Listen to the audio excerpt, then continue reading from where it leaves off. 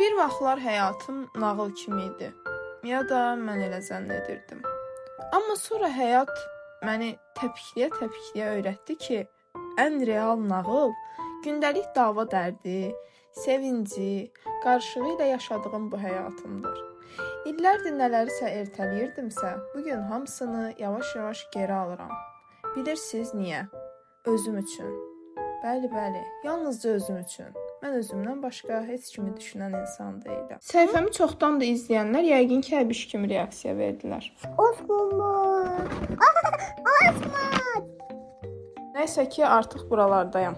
Səhifəmə çox uzun müddət ara versəm də, səhifəmdəki videoların hələ də izlənməyi məni qürurlandırdı. Dedim ki, niyə də sosial şəbəkələrə yenidən qayıtmayım. Mən bu işə yeni başlayan ərəfələrdə əlimdə bildiğiniz heç nə yox idi. Hal-hazırda indi əlimdə olanları nəzərdə tuturam. Əgər bu şeylər varsa, niyə də düşünməliyəm? Niyə də hələ də başlamamalıyam? Bilirəm ki, videoda nə qədər səhvlər var, amma sonradan yadıma düşür ki, bu səhvlər mənim videolarımda həmişə olub. Əslinə qalanda bu gün düzəltdiyimiz bu dəftərdə mənim həyatımda yük olan şeyləri, ki, bu mənə elə gəlirdi, keçmiş xatirələr olaraq saxladım.